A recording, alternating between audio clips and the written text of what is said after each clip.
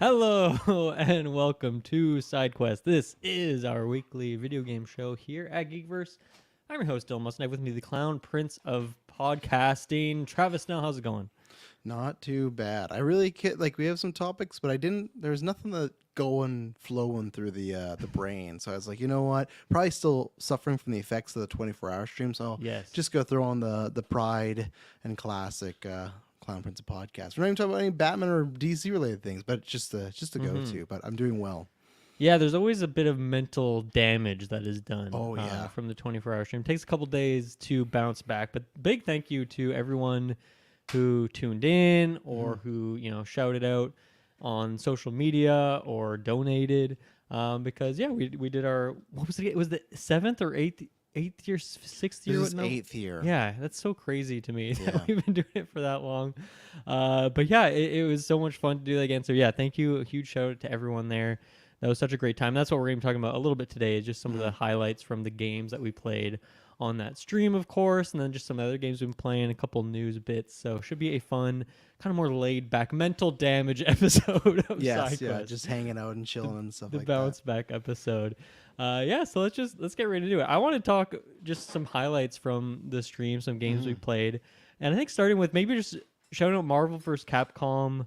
Yes. God, what the heck is the full title of this game? Marvel vs. Capcom Arcade Classics Collection Volume 1, something like that. I think it might technically just be called because there is Marvel another Collection. one. They did another one, I believe, like maybe before, or announced a second one that has a different games. Yeah, But it's confusing. the problem is there's a lot of other Okay, so it's Marvel vs. Capcom Fighting Collection. Fighting, okay. Arcade. Hang on, I'm gonna get the full price. Arcade Classics. So really, you probably could just take. I feel like you'd see the artwork and you could take off the Arcade Classics and know that's what it is. But yeah, that is a mouthful of a title. So. Yeah, but so this game came out in I think early September was when it finally came out. And yeah, this is a collection of, I think, 8 games, mostly Marvel vs. Capcom, but then also like Marvel vs. Street Fighter and other X-Men fighting games. Yeah, and the Children Punisher of the game. Atom, Marvel Exactly. superheroes. So a bunch of different old Marvel and Capcom games kind of thrown into a bundle there. And yeah, this is a game that I was very close to buying on multiple occasions, just watching. Like, it's not really a series I've ever played, like any of these games. So that's why I wanted to check it out. The art style is so great and just seemed like a lot of fun. And so I'm glad that we finally got to the chance to kind of play it on the stream. And I feel like we at least booted up every one of the games in the collection on the stream. Maybe we skipped one of the fighting games or something, but we kind of rolled that into our fighting game tournament, which never really saw a conclusion. We started it with Marvel vs. Capcom, and then we had issues with multiverses, and then Smash, we just did some fun 2v2s. Mortal Kombat, I guess we did the Mortal Kombat part as well, but yeah, it kind of trailed off, but it was fun to jump into that collection. Yeah, it was a messy stream year because we had other things planned. We had Twister, and that didn't go. We had Charades, but then some people couldn't make it. But funny enough, like I think it went well. And yeah, we played that game, I think, for about 2 hours because I had only clocked in like a couple. Like I had played one round and the girls played a couple, so when I saw the play time I saw 2 hours, so we played that for about 2 hours. And I wasn't sure because I'm not the biggest fighting game guy. I don't know how much of it I'm gonna go back to play like over and over, but at least because I had said this on the Discord, so I guess, and the stream, if you hadn't watched, I'll update you here, that the girls had been playing it and they had lots of fun. And even tonight they were asked about playing the fighting game, which is, it's kind of like a good basic one because like even the special attacks, it's like I could teach them the X moves of like, hey, you just hit this button in the left there. With we joke about it all the time, right? Whenever we play Mortal Kombat, it's like we just wish you would have an easy fatality, and then Kirkland informed us, oh, some of these do, you just have to pay for them, which is just like the ridiculous thing. But I've even thought that since I was a kid of, I love these fatalities, so cool animations, so much thought put in, and I get it, but I always think like there should be like a Mortal Kombat for Dummies mode, where it's just like you hit X and it does it for you when you get them in that state. So that's the one thing about this game where it's definitely arcadey, but for them it's like a good pickup because like you're just using the color buttons or the shape buttons, and then it's the triggers. So for them it's been pretty fun. And no, like I think it's one that, like I said, I don't know how much I'll play. I had a good enough time. I think we all agreed that I think the highlight of it is probably like the art style. I think it just has such a cool Pixel art is so good. It's beautiful, colorful. it's that perfect combo of it's updated and looks, new and fresh coat of paint. Not like that sometimes when they remaster a game and you get it, it's like, oh, this is looking real rough, but this looks nice, but still has that old school feel. And I think we had lots of fun this stream. So I think it's a game that I could see next year being brought out again, because that's that's a very easy, because like with Mortal Kombat, Kirkland destroyed. I think I got like one win over Kirkland, but then he turned it on. Like that's a one where it's like, okay, but that's a game like I'm sure you can master it, but there's some characters and situations that are just so cheesy. It does feel like, okay, this is kind of anyone's ball game here, and it was fun. And Punisher was fun for what it was. I said this before. I could be wrong, because we beat the game. We played. That's what I was gonna say. Yeah, for 8 years, I could be wrong, but I don't think we've ever beaten a game live during Extra Life. We beat Marvel Ultimate Alliance 3 when we did a stream for it, but I don't know if we've ever beaten a game. So that was fun. And if you'll listen to the X-Men Retro, we got to see Bonebreaker. So like, it ended up being fun for what we were using. It ended up being a good time there. So yeah, definitely. Yeah, I've talked about this before on Sidequest or Geekverse in general, that man, fighting games, like traditional 2D fighters, is like I feel like it's like my one gaming genre that I just don't have any touch points to, where I've played a bunch of these games but never really fallen in love with one of them. Even other genres like beat 'em ups, like the Punisher game, like that's also a genre that I've not really loved much, but then that TMNT game I thought was great, and so there are some places where I can find some joy. With fighting games, I kind of separate the platform fighters like Smash and Multiverses and stuff, because they do feel very different to me. But so it has been fun, especially in the last few years. Like we played a lot of Mortal Kombat last year on the stream, and then brought it out again this year, which was really fun to kind of get into and like learn a bit more about it. Yeah. But it's cool, just like, because I don't think I've ever played a Marvel vs. Capcom game in my life somehow. Maybe at Scandia, if they have one there, like put in a couple quarters or something like that, a couple tokens. But yeah, like just the absurdity of it was really hard for me to get used to, because it's just so crazy. Like there are certain characters, like Iceman, with his like insane hitboxes. He spawns like a snowball from the sky. Yes, it's like the hitbox is huge. There's no mana bar. It seems like you can just spam it forever. I'm like, I have no idea how you're supposed to deal with this. We eventually just decided as a group, like, Iceman's banned. Like, we can't allow him in here. But then even, like, having Juggernaut as, like, the backup fighter, and he just has he has a huge body, obviously. His fists are the size of some characters. And he just flies across the screen, and that seemingly you can just kind of spam that. I cannot mash my way through a fighting game. I seem to always lose when I do that, whereas other people can sometimes have success. But it was very fun, and yeah, it is one I'd like to.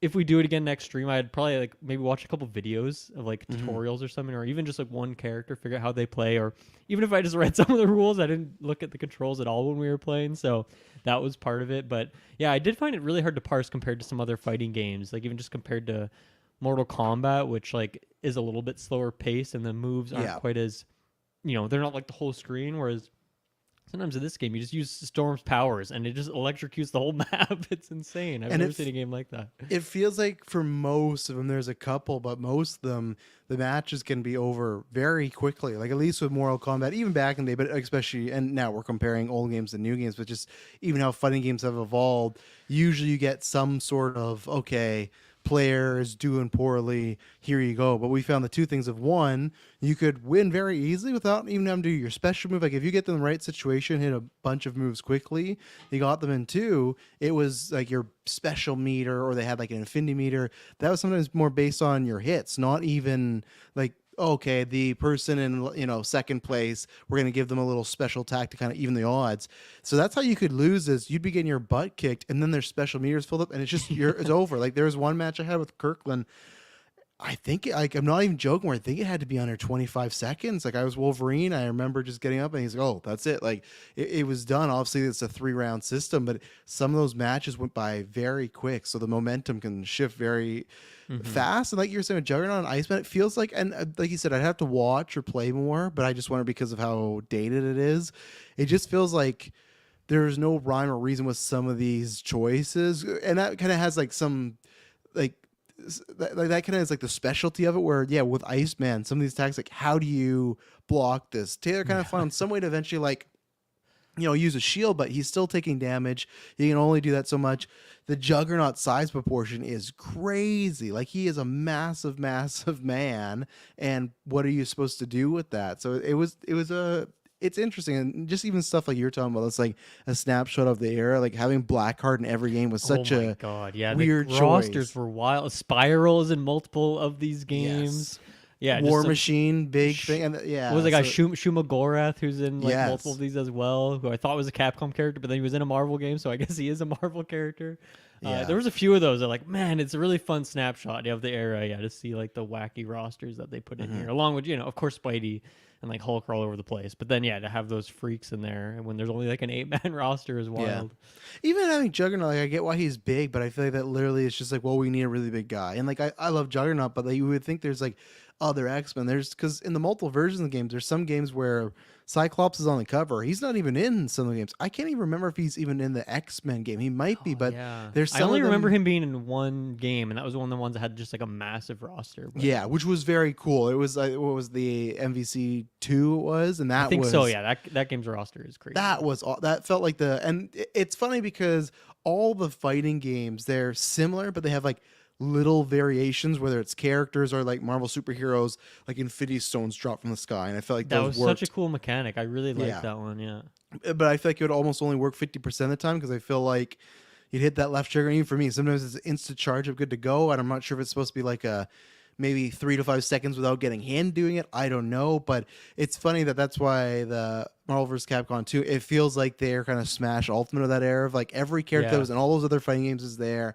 We got other mechanics, and even just like very Smash, like in Mortal Kombat does this too, but it was so cool to see the alternate variants and the costumes they have, like getting the pink Omega Red. It was like, oh, Yeah. this is very cool. So it was fun. The only thing I would say, if anyone is thinking about getting this and maybe during Christmas it might drop, just be aware. Luckily Dylan did some research. The menu is awful, complete Horrendous. awful, and it's just crazy. Like I get it's remastered, some things that are older, but just even the way you would boot up, there's multiple times where we'd boot up and it would not be like, oh, just Butterfingers. It happened to Taylor, it happened to me when I was playing with the girls. They will just assign you a character and you just go, and luckily we just go, okay, whatever, we'll have some fun. But or stuff like, I can't remember which game it was, I think it was Marvel Superheroes maybe, where I selected my character and it selected Doctor Doom, who wasn't even on the roster. Not even on the screen. That was No. insane. Yeah. So it feels like maybe these were bugs that happened. Maybe they thought that was like, oh, this is kind of some love letter to the bugs that would happen in arcade games. But to a point like that, you had to quick save, load up every time. Very annoying, which I'm happy I know, because now when I play with the girls, that was the most frustrating thing of every time they finish a match and go all the way back and start over. So I would dock it like a few points because the menu was just awful for all of it, Yeah. No, it's kind of insane how bad it is. And there is that like small workaround, but even then that's not great because you have to like reset it per game within the collection. Yes. So you can't even just set like that save point. And it's so weird that you start a match, you fight your friend, and then you progress through the campaign afterwards. And it's funny, when I was looking it up a little bit, like there have been so many re-releases of some of these games, especially more like Marvel vs. Capcom and 1 and 2, because those are really storied. Maybe not so much for some of these like niche X-Men games, but some of the remasters or remakes or even just re-releases of those games have had like a traditional character select screen, like traditional battles where you go back into your lobby against your friend, you pick your new character. And so it's interesting, like when they choose to do one of these remasters, sometimes they half-ass it, sometimes they go like all the way to make that stuff like more modern, what people expect. But it was shocking to. This was more than half-assed almost. It was, and just, the weirdest thing is, like, I listened to multiple podcast reviews of people playing that game. Like, no one mentioned that. So I don't know if maybe, like, to me, that's, and all of us, it seemed so weird and backwards and, like, inexcusable. But, like, I didn't hear anyone else talk about it. Maybe they're just distracted by how much they like the single player or about how much they like the games. Or maybe they were just playing a lot of single player and weren't really noticing that kind of thing. But yeah, it's pretty crazy to go back and see how this thing worked. But it led to some fun stuff, and I'm glad I got overall. Obviously, it's like a cheaper game too. It's like $60, like an old school game. So I not definitely as think bad. that'll be a yearly one that, in the way that I feel like Mortal Kombat 2 years in a row, and I want to keep that going. Smash Ultimate always makes an appearance. Yeah, I feel like that one as well. Like just boot it up for a while. yeah, it's a good boot up when, hey, this isn't working. We're figuring out what's going on. Okay, you need that rotation of boot up games. So, And it's fun to do like best of threes against people across different games. Yes, in a collection. It Yeah. makes it pretty wild, but very fun.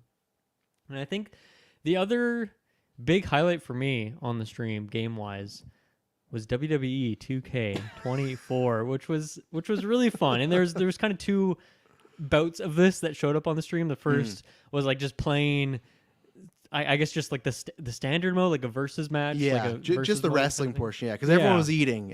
So at one point it was just me on the stream. So I'm like, okay, well, classic Travis, I'm gonna pull out some wrestling right now. What do I got downloaded? What's good to go? And just playing like different battles, whether it was the 2v2v2 ladder match that we did, or just I guess it was a 4-man free for all. I forget what the exact 6-man. It was a 6-man, right? Yeah. But yeah, it was like that part of it was a pretty fun. I mean, there's more highlight that happened later on in the stream for me. Yeah. But that section was really fun. I just like how, like, it is very janky intentionally to some extent, but just like the whole mechanic of the ladder match made for like such a fun video game thing. And I feel like half the time, like, the control that I'm trying to do is not what my character does. Like, I'm trying to just leave the ring and then he'll climb up on the edge and then like jump off, or anytime he gets hit he rolls out of the ring. I'm like, no, stop it. Yeah. And it's frustrating, but it adds to, you know, the very entertainment value of it, like the scripted nonsense. It feels like to some extent there are things that you can't control, you just have to go with the flow. But yeah, that was that part of it. I'm surprised how much I liked that part of the game. I thought that was a lot of fun.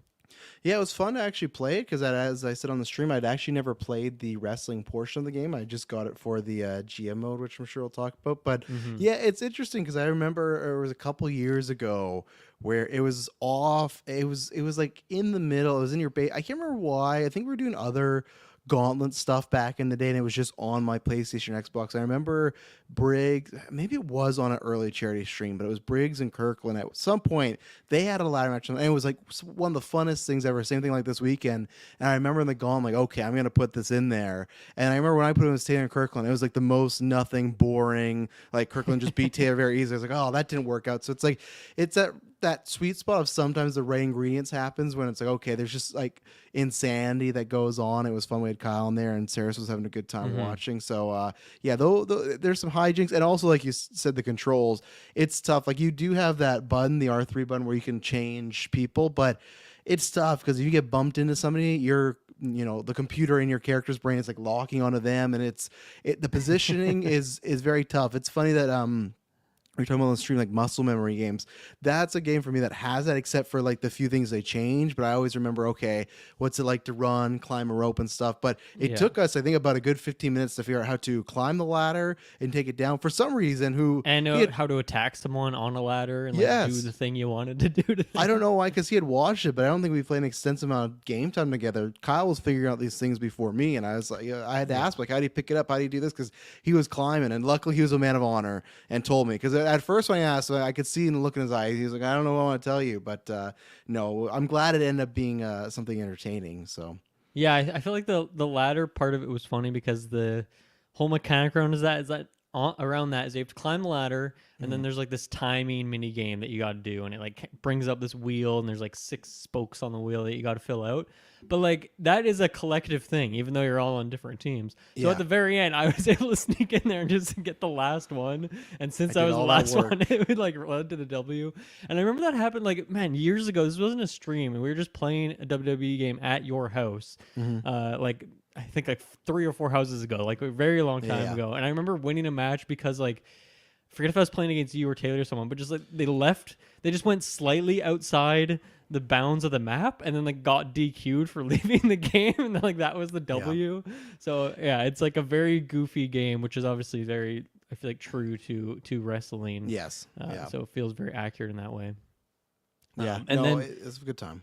Yeah, and then the GM mode, and I think why I loved watching you do this is because, and Travis, we've played so many games over the years, and we've talked about so many games on the podcast. And a lot of things like some of these Sony games we're going through. We get really deep. We talk about the mechanics, talk about the story. You know, you're great at Strikers, and you're good at Smash and Mario Party, like all these things.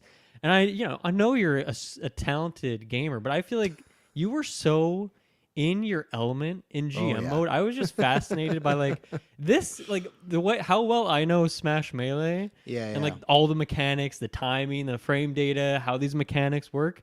That's like you with GM mode, and I just found it so entertaining, just getting schooled in how this thing works, all the little mechanics, and obviously you got the wrestling background too. So I'm like, oh, who's this who's this person? Like, who's this like Sky Mini Blue? And you're like, here's backstory, her whole yeah. backstory, here's her whole story.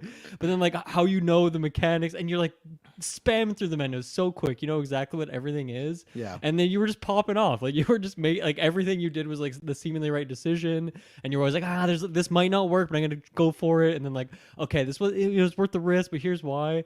And that's why, man, like I would love someday, of course, for Geekverse to be big enough where we can be doing this full time and like have a dedicated, maybe each one of us does like a video game stream once a week, because I would love to just have a Travis WWE GM mode Play through stream. a season, I'd love to get like a Kirkland Hitman stream, because that was great. Yeah. But yeah, man, I like, hats off to you. GM mode, you are a fucking king at that, and it was so entertaining to watch, so props on that.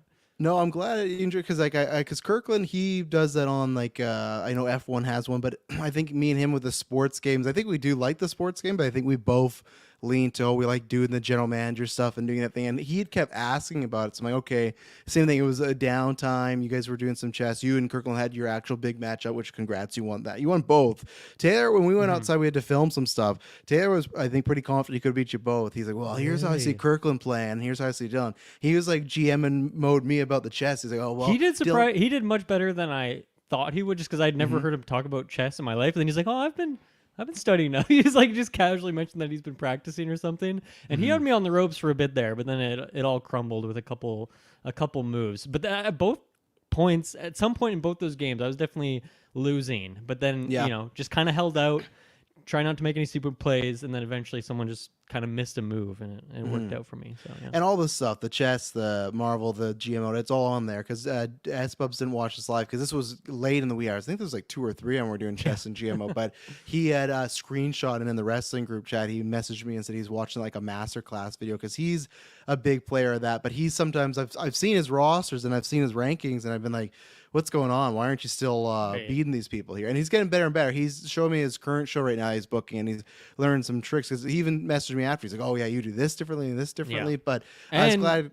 You're also playing on the highest difficulty, just to throw that out. Yeah, I assume you are. You're on expert mode at the very least. I am, yeah. There's 2 expert modes. Yeah, and I want them to have a higher one. But no, I was glad I showed off, and I wasn't too easy for you. It is. No, it is, because what happened was I've had to make it that, remember I showed you all these power cards, and if people don't know, you can unlock power cards. So it's something like, let's say you have 2 wrestlers and their stamina goes down, one gets injured, and he's out for 3 weeks, but you have a power card that says, oh, you can rehab him just like that.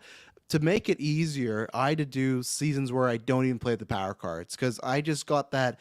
I got that bug again, which Emily's like, you never lost the bug. I'm like, but I got the even more bug of, I started using the cards. So I started up a new season after we played, and already in season 2, I'm like 400,000 past the people. Like, it's one of those things that when I play with the cards, it's too easy for me. It's maybe like my Smash and Weapons, where I go, no cards in GM mode, because I just like, it just makes it too easy for me. But I'm giving it one last big playthrough, because I want to actually play other games, and also I don't know what it's going to be like when the new game releases. If there's not many changes, I won't buy them, because as you saw when you're talking about the characters, even S-Bubs, there's a bunch of new wrestlers that came in, and he showed me his roster. I'm like, right, I have to download them. That's like the good thing and bad thing for the wrestling games with that community creation. Every time, like, the people work really hard there, and when new wrestlers come in, they just make them. Where before the appeal was, oh, I want to buy this game because I want to get new people in the game. But if people make these high res thing, sometimes the pictures they upload for the wrestlers aren't the greatest. Because you even said that, you're like, what's going on with some of these photos? You can get a 4K. I'm like, no, that's the community creation. It's a little off. But no, I'm glad you guys enjoyed, because at first I wasn't sure if you were memeing or not when you were saying you're having a good time watching. I'm like, uh-oh. And I wasn't sure if that was because there's a show that I watch every week. They do like an hour-long stream on GM mode. It's 2 people versing each other. And I enjoy that. But I was like, oh, is everyone going to be bored by this? Because it is like, it is just like a manager mode sort of thing. But I'm glad you got to see in action, because that's the game that takes up most of my time this year. Because as you've seen, that's a classic. Like, you can if you got half an hour to kill, you can log in, book a week or 2, and then save. That's why I love that game. Is at any point you can back out, like a match booked here and there. You can just back out and it's saved. I do like having stopping points. It bugs me too. I've had to before, and like go away and the show's not booked. I hate coming back to that, because when you come back and you don't know what's going on, you break some promises. Oh man, it sucks. So Yeah. But Yeah. I made sure to get it because it was on. I forgot it was on PS Plus because Kirkland, that's how he got it. So I put on my PS4 as well. That's in my bedroom. So now I got it in the two Got locations it now. So everywhere. that's a little dangerous. So when the twins, if I got some twins action sleeping, then I can bust it open. So Yeah, it does seem like a nice chill-ish game to have for that kind of thing. But mhm. yeah, that was definitely a big highlight, and I've put those games on my wish list now. The Nice. last year's one and this one. So at some Yeah. point when they're the right price, I want to. I don't. Yeah, I think I have much interest in the other modes. I just want to check out the No. GM mode and get into that. Yeah. Even And if like I I don't have said, they'll like get the slashed the yeah. prices they always do in the those sports games with the yearly releases.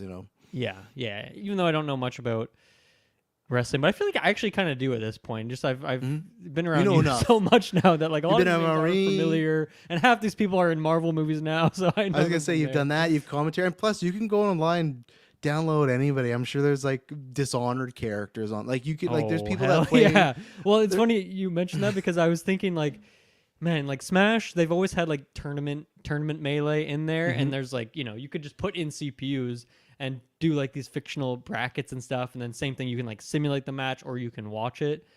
But it's like it's not a GM mode. It's like the most half. Yes. It's just a way to have multiple mission or multiple matches that kind of connect all together. Yeah. And I was thinking like, man, I would love if Smash had something like this where you could like have a roster Oh, of yeah. characters, power them up, kind of have some storyline. I'm like, I could probably do it on paper. I could like write work it all Mhm. out and then just like have the game simulate the battles.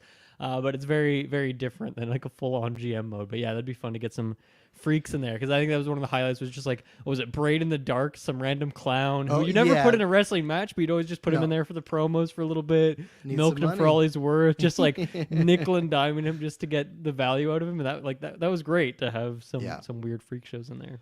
Plus, it tied in. We got a character named Cedric. If you go back once the stream, Kirkland was dropping Harry Potter quotes almost every 20 Oh my minutes. god, So yeah, Kirkland was going crazy on that Yeah. stream. Speaking of Harry Potter, we did boot up. God, what is it called? Quidditch Champions at some point. yeah. Which Taylor was the only one who actually played it. I think, or Kirkland started it, and then yeah. Taylor took over, and then There's I a don't think any of trial. us really had interest to play it after that. I wanted to just to say I did, but then like after watching Taylor play it for 20-30 minutes, I was like, I'm good. I don't think I need to try this one. I had interest until it was just that it was no local to play. I was all in to try because Right. I didn't know if it was going to be good or not, but I was all down because I'm like, I think we could have some fun stream moments of a couple versus matches, some scores. But what it, and I know that's the way gaming is, right? I know I sound like an old man of like, oh, it just kills it. But that right there, like, I feel like we at least would have done an hour and we would at least had a couple matches and played because like it looked like I think we were talking about like is it a good score or not, like it had like a 66 in Metacritic, and for me I was like that's actually higher than I thought it was going to be, and the way it played I'm like, oh, this looks like it plays like a Quidditch match, and I was very curious like, okay, how is this going to work with the split screen and two people and such, like, and I guess there's online, so I guess yeah, we could have pulled out the extra TV, but I was not prepared for that. So maybe next year I'll pull out the extra one because I'd like to see the match go down, but it's just like, oh, that seems like such a bummer, and I get it with that game, but yeah, so I was excited to try it, but yeah, no local play, so that was out for us. So That was another randomly a theme of the stream in general. Was just like, man, some modern games, most modern games, I would wager, Oh have my such God, horrendous, like split screen co-op. Like that's such a just half-assed effort at this point. It feels like if you're not a Nintendo game, that feature is going to be really janky. Or like multiverses, you can do it, but you what need a to have pain. separate accounts. Otherwise, you're both going to control the same player one. It's like, that's ridiculous. Call of Duty, it's funny when we move back to some older ones, easy. You add a guest in there, you do your zombies. But on the new one, because there's like everything is stats are tracked and everything is always online, you need to have a separate account. But then, it's such a hassle. Like, oh, we got to log in on this other account. Maybe make an account like for Rocket League as well. Rocket League should be the most straightforward one ever, but because you need like, you have got these Epic Games accounts, you need multiple things. It's so annoying. All these games these days make it so hard to just play a co-op thing. Even my beloved UFO 50, doesn't have online multiplayer. You gotta do like weird Steam remote play stuff. It just seems to be like a thing that gets kind of pushed to the side a lot these days, unfortunately. yeah, no, that was super frustrating. Like multiverse, both of them, I guess. Multiverses was a pain where we actually never end up trying it on the PlayStation, just because we just went on to other things. Yeah. And with Xbox, it was one of these things where it's like, okay, how to do this and that. And it was such a bummer because like it would have been a fun matchup and everything like that. So, and Call of Duty, I thought was gonna be very easy. Just okay, Travis's Xbox, and then it's like easy to put it like Yeah. Travis account, guest, go. You know. Yeah, it used to be that way, but not anymore. And then, please go ahead. Can I edit some? Can I quickly take Izzy potty because she's at the door and she's gonna poop if I don't take her out? You absolutely can. Okay, I'll be back in a minute.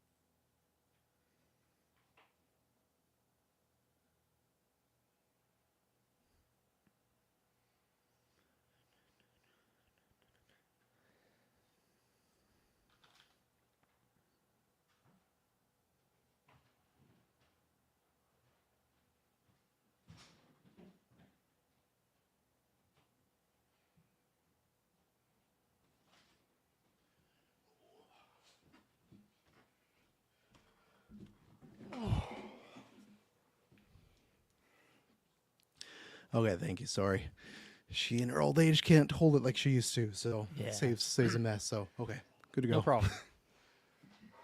Yeah, I think my last two highlight shoutouts here. One, Mortal Kombat. I didn't really explore any of the new characters because, once again, this was part of the tournament, and I was trying to win. So I was using Katana again, who I learned last year. And by learn, I mean I literally have 3 moves. I do like the twirly blade, I do like the range blade, and that's pretty much it. Then I use like my cameo fighter. So I have like the most basic playstyle, but I can at least have a game plan with that. And it didn't go well. I beat Taylor, and I still lost to you and Kirkland. But I don't know. I love that new game. I think that's another one that when it hits the right price, I'm gonna pick it up and kind of get into it because Mortal Kombat's always been like I think the 2D fighter that makes the most sense to me. It's like a little bit simpler, kind of not as crazy as like a Marvel vs. Capcom as an example. But it was, I don't know, I really love that game. What do you think of the new characters? Yeah, no, they were tons of fun. No, I respect the gameplay. Hey, that's what I do with Little Mac. I have the block, the Yeah. haymaker, and the run. You know, it's like in those three moves, they get me places. God, So whenever it's you like have that charge smash, I am just fearful. It's you just terrifying. got to go with what works, right? So, Yeah, exactly. yeah, for me, yeah, it was. I love that game. The same thing as you that I wanted to get at the time, and I remember that's when we had like the power grow and everything. I never got around to, and I still want to. I'm hoping they do like a game of the year sort of edition because even those Right. other characters that Kirkland didn't have, like Ghostface and the T1000, I want to try out. But it's just such like a well-oiled machine. But yeah, I played with all three of the characters that have been since the last time: Homelander, Peacemaker, and then Omni Man. Homelander was he ended up being fun because we had a lot of fun with him and the Goro pairing. We got a lot of God, memes Goro, from yeah, Goro. another theme of the stream for sure. He was great, but it was something. It was just. I get it because Homelander, like, he's supposed to be like a Superman. Him and Omni Man are like a Superman type, but there was just something about the way he. It just felt very stop start. Just the motion didn't feel smooth. Where even like Omni Man, I felt like when I was moving and kicking, it felt like I could get a flow. But Homelander, that's why I'd love to play with him more and say, like, okay, maybe he is almost like he shoots lasers and he's throwing like big stones, so maybe he's almost supposed to be played like a projectile type of character. That's just not what I thought of with like Yeah. a Superman type. Like you can have those, but I kind of thought more of like a heavier Scorpion where okay, Scorpion he's knows mixed martial arts, but he throws a lot of the, you know, the claw, he transforms into Right. fire. I wouldn't expect him to be that fast, but yeah, Omni Man, he was tons of fun. He's how I got some good wins. He just had a lot of good power moves. Like he had this one move where he would stomp and like bend down, so it would always hit someone's toe and it was hard to hit him. So he was tons of fun. And then surprisingly, I just tried him because I'm like, okay, new stuff, here we go. But was Peacemaker. I think that's actually what I beat Kirkland with was Peacemaker. I can't remember if it was him or Omni Man, but I was think so. surprised by how fun he was because he is just a dude with like a helmet that has some power, but they made him just very versatile. And I was like, okay, this is a character that like I could see if I were to have the game me being a go-to eventually. So no, again, even then, the Homelander, I only had one experience with, and I can't remember who I was playing. And I actually think it was like the first game I did because like, oh, I want to try Homelander. So maybe I just didn't grease the wheels yet. But Right. again, it just like it looks great. It's always fun. Even a couple matches with everyone with Kirkland, like there's still ways for you to, you know, deke out and get close with that. I can't remember what it is. Is it brutality? I think it is, right? And if you can hit that, you can really, you know, maybe get a lucky shot and stuff. So, and the environments are so great. So, and yeah, shout out to if Patreon Clay is listening to this, shout out to the Patreon Clay cop that was in the game. We had a lot of fun with that too. There was a cop that looked exactly like Patreon Clay, but just in some police gear. But it was blue and white for his lions. But no, Yeah, it was that him a or fun time. Goro were like the two Yes, cameos that were being used in the Yeah, generally across the board. but again, a fun time. And then yeah, my last shout out is just watching Kirkland play Hitman was absolutely hilarious. And I was kind of like giving him some tips and tricks because I know these maps very well. But even then, like it's been a long time since I've played the traditional maps. I'm mostly just playing freelancer mode these days, which randomizes the targets and locations and a lot of other little mini changes that are along the way. But that was just a total joy watching him go on a rampage through the mansion in Sapienza there. So yeah, that's another thing, man. I would love to watch him just have a stream of Hitman that I can tune into whenever I want and just watch him get into this chaos. It was such a good time.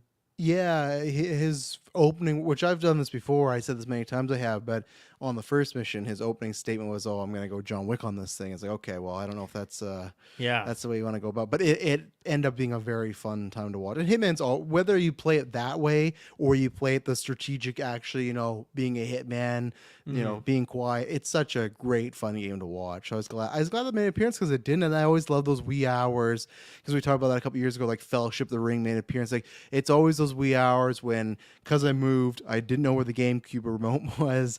I eventually, apparently, the Xbox remote, the other one's in Ellie's room, so that's why you know, okay. a That was 3-year-old discovered, kidnapped. okay. Yeah, that was discovered, but that's why it's one of these things of okay.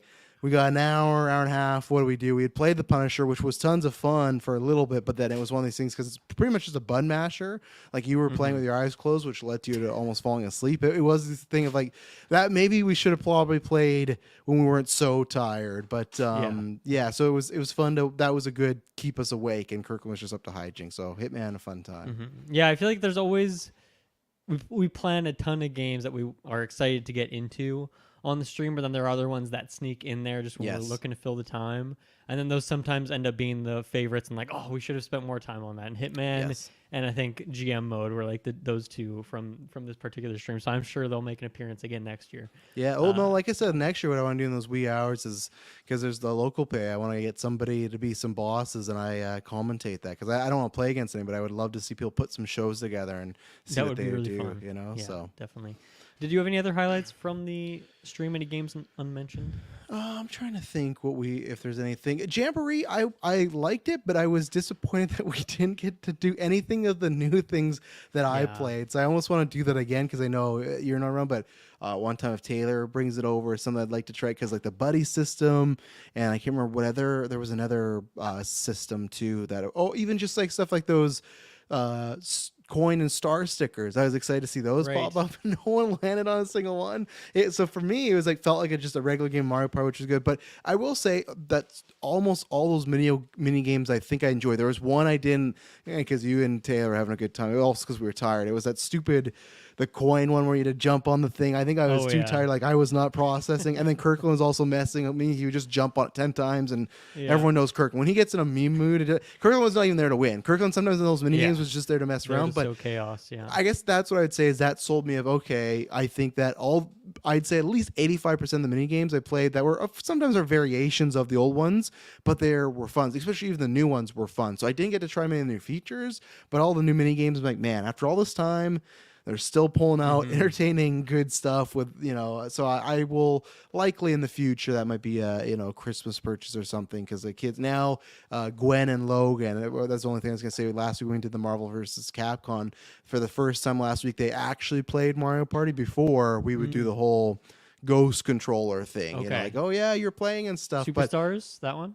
Yeah, Superstars. Yeah, so obviously me and Emily don't go like ham on them, but still they find a way to, the mini game's not their strengths, but that's a good thing in Mario Party. It's lucky, and both times we've played them, Gwen won and Logan won, and I still would like to win something. So it was it was a good time there. And like I said, I haven't told the listeners this, but I have to buy a new micro SD card. But next thing they're going to be introduced into is Smash Ultimate, because I showed them that. I'm like, hey, would you like to do this? And I think the good thing is we can do a lot of those, like me and them on a team versus 3 CPUs on an easy computer. Like I think that's a good way to step up. And you say you did use a voucher on that, right? You did. I did, because you reminded me. Yeah, luckily you reminded me the vouchers were coming up, and I was like, okay, I better use it here. Yeah, I don't think that game ever really goes on sale, so I think that's a good. That's why good voucher usage. That's why I did. And there's other games that I all thought about, but I was like, I just know I've been wanting to play that, and I'm happy to play on the stream. But other than that, I think it'd been like a year, probably since the last stream, where, like I'd said before, I never bought it before, because there was a time when you were in the Custard Dome, I was still playing that thing,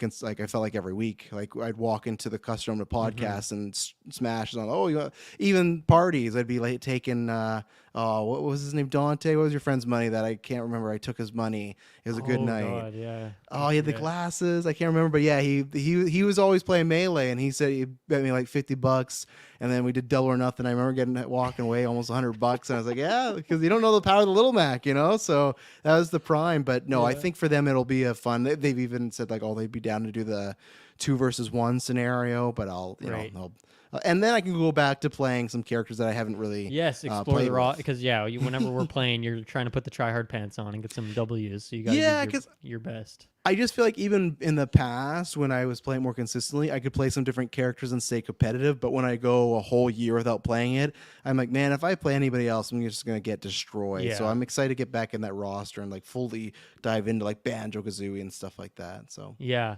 I think Mario Party. I feel like the new mechanics do tend to work better in like longer games, more turns. But I do wish that the buddy system, like I wish you could maybe edit the settings on it. I wish that they just stuck around more than 3 turns, because certain maps, it's hard to get to them, especially on like bigger maps. That one's pretty small, but even then we couldn't get to them in time. And that one also had the freaking train going around hitting us back to go a million times. Yeah, that was the problem with that one. There was like when Diddy popped up or Donkey Kong, he was like on the complete other side of all of us. Like no one's gonna get there, like unless a miracle happens. But it's like no one's gonna get there in 3 turns, And I wanted to see it play down. So. Yeah, I feel like part of that is because there's like a lot of the criticism of Super Mario Party and that buddy system was that you just got way too many buddies and it became overpowered. And it was a very different system, but it was similar where you're accruing characters. And so maybe they just were trying to be cautious and like, okay, let's tone it down a little bit. So there's only one at a time. They're only there for a limited amount of time. You can't have more than one at a time because of the way the system's worked out. But there's just not a lot of customization for the boards. There's a couple little things you can do, but not a ton of stuff. So that would be nice to be able to adjust that. But once again, I think if you're on a higher turn count, you're naturally going to get more opportunities to get them and I don't know, get more spread out and then that sort of thing. But yeah, that was fun to play more of that. I finally got a win because at home here, Muds is destroying me in Mario Party so far, the new one. So I could finally sneak a win at my expense of 2 stars. Yes. Oh my goodness. There was some brutality against you for time. Sure with the boo stealing, but my God. It's the name of the game. I get it. Yeah. Cool. How about we take our first break and we will be right back. Okay, we are back. Those are the highlights of the stream. A couple other ways. You guys supported us so well over the weekend, so you've done all I can ask for. But if you want to support us further, you can hit us up on Patreon to get episodes early and ad-free. You can request us to review any movie ever if you join at the producer tier or a game. You can do that too, by the way. That's a cheat code. We've done it once before. But yeah, you can do that too. We're going to be talking about The Substance this week because of one of those requests. So, you have the power to make us watch and review absolutely anything. And then a million other perks as well. So stay tuned for that. And what else? You can join our Discord. Of course, that's a good place to go. Hit us up on social media, all that kind of stuff. Any other shout-outs? Any episodes dropping this week? What's going on these days? No, we got the newscast later in the week. The Superman and Fantastic Four retros are kind of dropping every month. What I do is like one of each drops for if you're phase 2 and up, you get them early. If you're the producer phase, you get them like months and months early. And then the only thing shot in a couple of weeks, we'll do an After 9, which will be fun to call in, and that will be my last episode. Will be After 9 because I thought that's a good way to go out as the patrons for a couple hours and just catch up with everybody. And that'll be right before. And you guys, I guess that's the thing. You guys will be doing Gladiator soon, so that's the only thing I promote. Is big review coming up. So. Yeah, I'm excited for that. That's going to be a new experience for me, so excited to check that one out. Okay, let's talk a little bit about games we've been playing. I just have 2 shout-outs here because over the weekend, of course, I was down in Kelowna, didn't have access to everything. And all I wanted to play this weekend, when I was not at the stream playing things with you guys, was UFO 50. I just want to play UFO 50, but I didn't have my laptop. It's not on Switch, so I was taken away from my baby UFO 50 and I had to find something else to do, and I found the perfect thing. So Travis, have you ever heard of Downwell? This is an indie game that came out years and years and years ago. I think only by name because I feel like you've mentioned it, but I don't think not in a way where it's like I walked in and you're playing it, or like I've seen like something like I feel like I've just heard you. I've heard that name. If it's not you, then it must have been another gaming podcast then. So. I think it might have been a different one, but I feel like it is one of those that gets mentioned pretty often. Okay. But the reason I decided to pick this up is that the developer of Downwell is one of the few people who worked on UFO 50 as well. He's one of the group of collective indie developers working on that project. And Downwell's kind of always been one on my list, never picked it up for whatever reason. And funnily enough, one of the games in UFO 50 people have described as like Upwell. It's kind of like the opposite of Downwell, where rather than going down this well forever, you're climbing up this tower. That one's called Velgress, which I've talked about in that first UFO 50 episode with Kirkland. And so I was like, oh, you know what? This is the perfect opportunity. I'm just going to pick up Downwell because it kind of feels like a UFO 50 game. It's kind of like the 51st UFO 50 game. And so this feels perfect. Also, the game's like $4, and I had enough coins on my Switch account that it was just free. So, of course, it was an easy decision to pick it up. And yeah, I've heard a lot of good things about this game.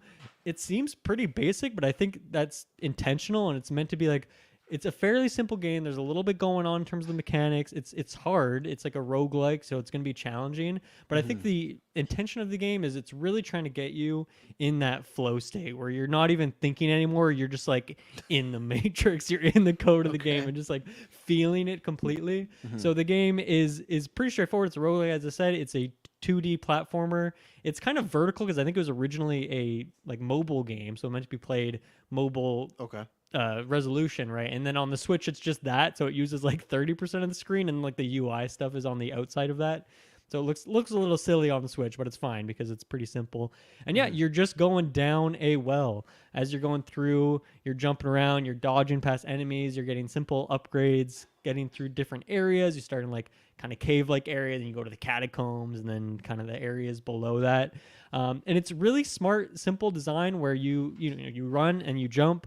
You're going down, and then you also have a gun by default, and at first it just shoots straight downwards on like kind of like a pistol sort of cadence, and then as you're going through, you're getting different upgrades. So you get the shotgun, so it gives you a bigger blast, but you have less that you can shoot at a time. You get a machine gun. You get like triple shot, all these different things. And I feel like what's really smart about the game is that your ammo count, it regenerates whenever you land on the ground or if you land on an enemy. So you're eventually, once I've played a few hours and I'm getting a bit better at it, it's kind of about like, man, I don't ever want to touch the ground. I just want to land on enemies because that keeps your combo up. Like you lose your combo when you hit the ground. So it's kind of like I'm flying through this map, jumping on the backs of enemies, shooting other ones that I can't land on the back of, and just kind of comboing, doing all these crazy things, and just trying to keep that momentum going, trying to move at the maximum speed. One, so I can get through the levels quicker, but also you get like bonuses if you get these like crazy combos. And yeah, like after like for the first few hours, I was taking it kind of slow. I'm looking down at what's below me. I'm jumping down slowly. But now I'm just like, you know what? I'm just trying to fly through these levels as quick as possible for the benefits that give. And because it's a roguelike, it doesn't have like a huge amount of variety in terms of the different, like I think there's like 5 or 6 weapon types. You know, there's like maybe 10, 15 upgrades. Like I feel like I've seen all of them now. But it's kind of about really getting intimately familiar with all those things and just like mastering it. And I still haven't beat it yet, but man, it is super duper fun, pretty straightforward game, but man, I am just like in love with it. It is a great flow state game, and yeah, I can see why it kind of got all the praise years and years ago when it came out originally. Yeah, nice. Yeah. So that's Downwell. And the other one I just wanted to quickly shout out is a game called Overland, which I talked about. I did I think a solo episode on this like years and years and years before Sidequest even existed on Geek First. Like this game's been around for quite a few years now, but it's funny because it kind of has a new context to me now. So for anyone who doesn't remember what this game is, which I don't blame you because the title Overland is not very memorable, and I remember back in the day like being anticipating the game, and I'd always forget what it was called. So I was like, oh, I want to see if that game's out yet, but I can't remember the name because it's so generic. But it's pretty much like a tactics strategy game. It's a road trip kind of survival post-apocalyptic thing where you're in your car, you're with your crew, and you're traveling across the map. It's kind of Death Stranding, like you're going from like the East Coast to the West Coast, and you're going through. You know, you're scavenging for fuel to fill up your car, health packs if you took damage, finding weapons. You're going through, and there's these kind of creatures that. Here's how the new kind of context comes to it. This feels very much like a Quiet Place game to me because the enemy creatures are like kind of based off sound and how much sound you're making. It's like, okay, I have to destroy this barricade, but if I do that, it's going to make a noise, and then the enemies are going to kind of swarm around me. And that happens with all sorts of things across the game. And if there's ever an explosion, the enemies come flocking around. And if you hit one of them, they kind of screech out, and then other enemies kind of swarm you. And so it's interesting that this game came out like way before Quiet Place. The first movie had even come out, but it feels like that now. And I know there was an actual Quiet Place game that came out like a month ago, like a first-person horror one. But I really like this as like a strategy element of that. It feels like that kind of thing. And so it was really fun to kind of have this game back up. I haven't played it in a long time. They've done a few updates to it since I last booted it up. And yeah, it's just such a great strategy game that at the core of it is pretty simple, but it gets pretty complicated pretty quick as you get further into it. And yeah, just a big recommend. I think this one kind of flew under the radar even when it came out. And especially now, a lot of people probably forgot about it, but really, really great game, great aesthetic, really great mechanics, great little character building. Like each character kind of has like just literally 2 sentences to describe them, and it's like randomly generated, but it's just enough to make you intrigued enough with them. Yeah. Like one of them is like, this character is excited or actually likes what's happened to this world in this post-apocalypse. Like they're kind of into it. Another one will just be like, you know, this person, I don't know, was a grade A student in college or something like that. It's just like little story beats like that give you a bit of the character's backstory, and you can kind of fill in the gaps. Like dogs, you can have as companions too, so of course that's fun, and they have slightly different mechanics. So yeah, big shout out to Overland. I wanted to bring that one up again. It's just been a really it was pretty much, Overland and Downwell. I was like, do I want a quick Twitch game or do I want a slower thinky game over the weekend? And those were the two games I was kind of swapping back and forth, keeping me company on the plane and in the airport and all that. So big shout out to both those games. Nice. I'm guessing you don't have much to shout out because all your stuff was from the stream. Yeah, it was all from the stream. Like I said, lately the past couple ones been moving, and then I'm trying to think if there's even Call of Duty. I guess GM mode is probably what you've been playing a lot, but we kind of that's right? that's the quick like turn on everything like that. And like I said, I already discussed a few play sessions I had with the girls and other games. So no, not much. Like I said, I want to get into something, but we'll see with the limited time. I still look at all of them, and Alan Wake is still like the one calling me the most that I want to get to eventually. So I think that's still number one on the hit list there. So yeah. Okay. Just a couple of quick news hits then, and then we'll talk. I want to talk to you about a little game of the year, end of the year stuff, since you might not be on Sidequest again for the rest of this year. First up, in theme with the stream again of Kirkland spamming his Harry Potter quotes throughout the whole thing. Hogwarts Legacy, which I think we kind of already knew this, but it's officially confirmed that Hogwarts Legacy sequel is in development now. So rather than expecting any sort of bigger DLC other than like small updates, I think they're officially kind of done with that first game and they're working on that sequel now, which is not surprising because that game sold amazingly well. It hit like 10 million definitely within that first year. It's probably, I don't know, maybe closer to 15 or maybe 20. I don't even know now. It's just, and it was the top selling game of that year, I think, right? I actually think it was. I think it beat out the Call of Duty because I think that was the year like Call of Duty Vanguard came out, like the one that was kind of the worst performing of the series. And so it was huge. It was as you just said, the biggest game of the year. So no surprise that a sequel is coming out. And then the kind of the weird tidbit with this is that they're planning to have this as kind of a companion or parable piece with the TV show that is coming out, which I guess we did it recently, a fan cast for who we want to see. Yeah, that's a fun episode. See them cast as the new roster of like the hair, because they're not doing any Fantastic Beasts stuff. They're going back to formula here. They're rebooting it. Is that on the main feed or is that on Patreon right now only? That's on Patreon right now. Yeah, because it's bread and butter, I guess. Yeah. So go to Patreon if you want to check out that episode. For a little pairing action there. But in the Discord, you had it kind of seems like maybe a negative reaction to that pairing idea. But what do you think about that? Yeah, I just hope that it's when they mean pairing, it's literally just like, okay, let's say they do Hogwarts Legacy 2 and it's you're playing as, Sirius Black or James Potter, something like that, where, okay, it's connected just characters and name, even if it's similar to that era. I just don't want it to be like, I don't know how you can do a connected to the show when the show is just remaking the movies and doing the books again, right? It'd be different if they said, hey, we're doing a Hogwarts show and it's set after Harry Potter, it's just new characters. Then I can say, okay, you got some new wizards, you're going to put them in the game crossover. But at that point, aren't you just not redoing what they did? We talked about this on the stream again, like the GameCube, like Chamber of Secrets and Philosopher's Stone. So I don't think it'll be that. My hope is that it is something prequely, or I really don't even want, like, when they say tie to the show, like, I don't even think I want you're a student at, like, the same time as Harry Potter. And so, like, I just feel like what I liked about at least the story aspect with Legacy, which, funny enough, I never finished it still, but that's, I guess, another one that's on the hit list. And maybe I'll wait till I get more in the Harry Potter mood because we're about to watch some of those movies. But for me, I enjoyed being in a new world. And that's the thing where I hope it's just in the sense of just smaller connections. So, hey, when the show comes out, we can sell a few more copies of this game, and not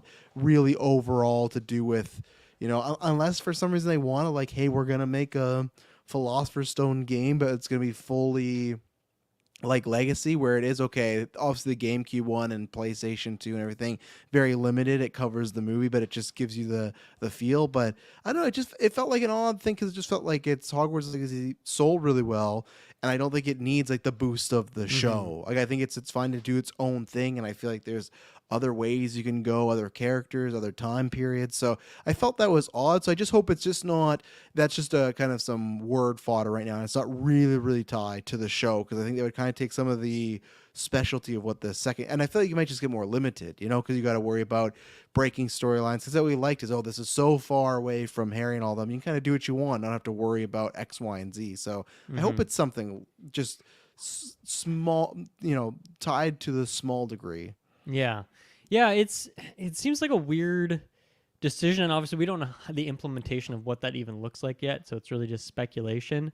But it does seem weird because, like, okay, this game sold amazingly well. It's not GTA 5 or Minecraft or something, but it sold super duper well. So it's like, you don't need to do that for any sort of marketing reason. You're not pairing it with the show so that it sells better. Of course, that's going to happen. But I think regardless of whether or not it's tied to the show in any way, if you release, when the show comes out, Hogwarts Legacy is going to sell a bunch more copies. And then the sequel is also going to sell a bunch more copies because people are just in that world. They want to play it. And it's like a well-made game. So it's like, they're not going to be like, I'm not buying this game because it's not connected to the show. You know?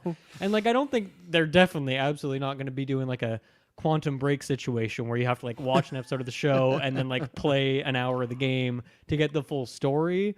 So it's not going to be connected in that way. So it makes me curious, like, how is this going to be connected to the show, but not just like a retelling of what the movies did or the books? Like, it's interesting that they kind of use some of that wording of like specifically tying it to the show. So I feel like it's probably just like a marketing thing. They can kind of both feed off each other. People are going to play the game, the second game, and then they're going to want to watch the show, even if they were maybe against it just because they're so used to having that original cast and beloved, those movies are beloved. So are they going to watch this new thing? So I'm sure it's just like rising tide raises all boats sort of situation.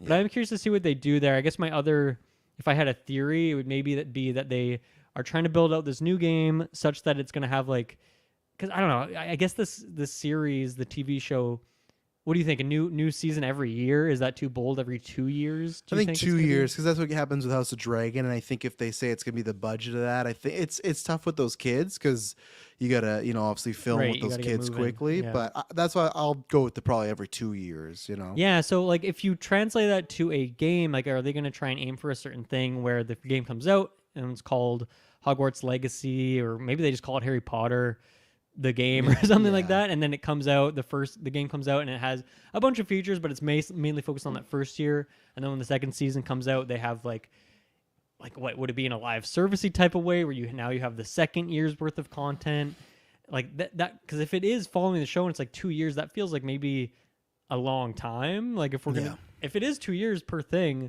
we're talking about like 10 for like how many years? Like that's going to be a long time before that whole thing comes out. And that would be like a weird kind of development for the game. So I'm curious to see how that works. And I think maybe I never thought they would do this, but I was maybe hoping that for the sequel of this game, the eventual sequel, that it would be us going to a different one of the wizarding schools. And obviously it's called Hogwarts Legacy, so you have to change the name of it to whatever the others, like the one in Japan, whatever those are called. I think it'd be cool to see like a new location. The developers could really go crazy with all sorts of different ideas. And it's like, I don't know, a game like this, like I don't think I'm going to really want to come back for a sequel. It's in the same location. Yeah. If it's for the story, it's like, I don't think I really need to play the game version of the story. Like I'd rather just watch the show when it's coming out, rewatch some of the movies. But I never really expected them to actually do that because, that's not going to sell nearly as well as just being back at Hogwarts. But I'm curious what that looks like. It's not many open world games go back to the same open world. Yes, Breath of the Wild did it, but they changed it a shit ton with Tears of the Kingdom, of course. But even then, I didn't really like Tears of the Kingdom as much because it felt so samey. So obviously I'm an outlier in that one case, but it's just not really done much in the open world genre. So I don't know. Interesting to see how their implementation goes. Well, it's tough because it's kind of like what you would talk about with Spider-Man, right? Of like it's all that helps them a lot. Like a lot of those builds, like Hogwarts is already there for them, right? I would like to maybe I thought, oh, you call Hogwarts Legacy, maybe you start the school, maybe it's even like you make more towns you could go into. But that's a sequel in general. Like even though I think like you and me end up like enjoying it a lot, and then maybe petering off more and more we play with it, if I remember on the review, it still is a game where I feel like it's kind of perfect for a Harry Potter fan, and I just don't know really what else you can add to that game other than like Quidditch. But like I don't know if they do it, but like take that out, like you had all these classes. That's definitely an easy add for sure, especially if they're following the storyline of the movies. Obviously that's going to be a big part of it. Yeah, but other than that, it's like you would have all the classes. You even got to the point where you could do the Avocadabra curse. It's like true, yeah. Like you could do. Yeah, are they going to take that away? Are they going to remove features that don't fit in line with what the characters are doing? Or maybe you can just play as Malfoy. I don't know, and go around killing other kids. I guess the only thing, because it didn't end up happening, the only thing I'd say is what I'd want from this game is to hit more on the RPG features. And I remember when we did the first trailer that came out, if it leaked or came out, I remember when they were talking about like, oh, you make your choices, and that's what got me really excited of like, oh, if you're gonna make some choices and that would make that would define why you're a Slytherin, because maybe you are a bit more dark or this and that. Where we think we talked about that, where it didn't really matter, so that's the only thing you could improve on. But yeah, I am curious with that game, what they do with it. But obviously, sold lots of copies. Potter is still a big thing, and I know people. The show is 50-50 with people. I think it's going to be big because there's a whole new generation, and I think there's you gotta have something alongside it. So yeah, I mean, I think it's one of those few evergreen IPs that people are always going to be into, and we haven't had a show before, so that's kind of fresh and new. So we'll see what happens there. And then just a couple things with Nintendo, a little bit of news today, which I thought was very funny the way this happened, where there was a couple like just Nintendo tweets came out, and one of them was just like the CEO being like, "Hey, it's the CEO here." I forget his name off the top of my head, but he's like, "Hey, yeah, we just did this investor call, and we're just going to confirm 2 new features for this new console." It's like a very weird thing. Like normally you get a very PR, social media account person writing a tweet, but this was a very, and I'm sure that still was the case, but it felt very different. And he just confirmed 2 things about the Switch console, or the Switch sequel console. One is that it will be backwards compatible with the current Switch. And that the Nintendo Switch Online is going to be around on that new console as well. So I don't think these things are surprising at all. They follow along with a lot of the leaks that we've seen, in that, okay, the next Switch, it's very much going to be the Switch Plus, the Switch Pro, the Switch 2. It's going to be the same thing. They're not going to do some crazy Nintendo thing like they did, where like, here, we had a success, now let's do some crazy pivot. And I think a big deal, or a big reason for that, is just because like it's different people running Nintendo now in those big CEO roles, and they are more, I think, going to make the right money decisions, not necessarily the weirdest, creative, interesting decisions they can. And that's what people want. People just want a Switch 2 that is stronger, that is better, that has better load times, 60 frames on more games, looks better, that sort of stuff. And so I think they're just really doubling down on that. So these couple of tidbits here, not really surprising to me, but it is nice to have confirmation of it.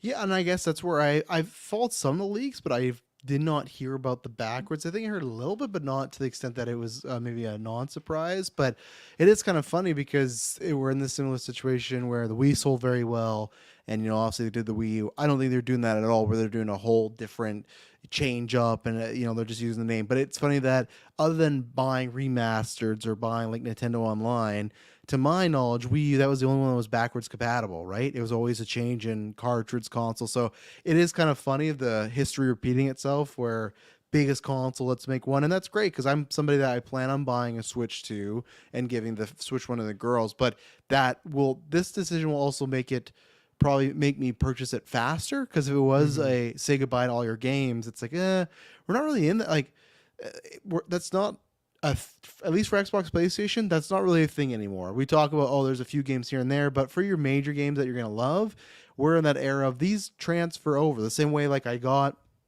W2, 2K, WWE on the PS5, now I got on the PS4. I can play it both ways, right? And it's just kind of a thing where we talk about Nintendo makes some weird decisions, but maybe just somebody there, it's kind of similar with the PS4 to PS5. It's like, it's just a smart move. I don't think this is going to hurt their sales at all, because people would be having those games. Sure, I guess maybe they can't resell or remaster 5 years from now Mario Party Jamboree if people love that, I guess. But I think they've been doing pretty well elsewise, and plus they don't take their prices down. So I'm happy about that, because this actually for me employs me more to buy it quicker, because it's like, okay, I could play those old games on this and maybe look a little bit better, be a little bit more powerful. Who knows? But yeah, it's kind of cool that they just it was a weird way to confirm it. It was a weird time, to break the fourth wall. It's like, it's the U.S. election. If you look at every type of company, you don't really break news right now, because like you don't get it covered. So it was just weird. Like, let's just it's like someone's going to break this report and like, we gotta tell people that it's backwards compatible. Hurry. But no, that to me is just like another win for the Switch 2 or whatever it's going to be called. So the Switch U. Yeah. Yeah. And I mean, I think another, like, I'm just going to pick it up day one. I think pretty much without question, unless they really don't have much improvements there with it, which I would find shocking. But I think for a lot of people, they could look at it and be like, okay, the Switch came out in 2017. It's going to be 2025 by the time it comes out. So that's 8 years. Like that's a pretty decent amount of time to be like, okay, if I invest in this next generation of the Switch 2, it's going to be with me for a long time. I'm not going to be like, I regret buying that because 4 years later, the next thing came out and this thing's kind of obsolete, especially with them kind of doubling down on this and making it kind of backwards compatible, which is not a rare thing for Nintendo, right? They've kind of always had that in phases, not all the way across the board, but a lot of things with like a lot of the Game Boys, the newer ones would play the older games, or of course like the Wii, you could play GameCube games on that, and it would kind of, the Wii U could play Wii games, and so it's like not every generation, of course, had that connectivity, but it seems like they kind of do it in pairs a little bit, and so it does make sense actually following history like that the Switch is going to be doing that as well. But yeah, I think for a lot of people, like, okay, if they can expect that I'm going to get the Switch, I'm going to have it for 8 years. Yes, they might release a light version or the OLED version like they did for the Switch, but you're not going to regret buying this thing at launch. And yeah, like I even just saw it today, like, man, looking at these numbers for the Switch sales, it's just insane still how well it is selling. And it is finally slowing down, so that's probably why they've been waiting for that slowdown to happen and then boom, smack it with the new one.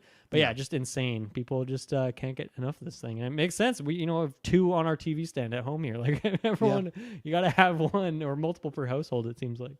And it's like, I don't think they're also like, what does a Switch go for currently? Like even just like a regular Switch right now, it's Canadian, probably 400, 400, I think. Yeah, and the light is probably 300. I think. Yeah, and then so in America, that's like, let's just say round up for both, and like or round to the average of 300. Like that's the thing, that it's not a terribly out of the consoles. If you're looking at them, I don't even know what to go for anymore. But I know I played. I guess it'd be higher. The base Switch would be higher than the Series S in cost, but then lower than everything else.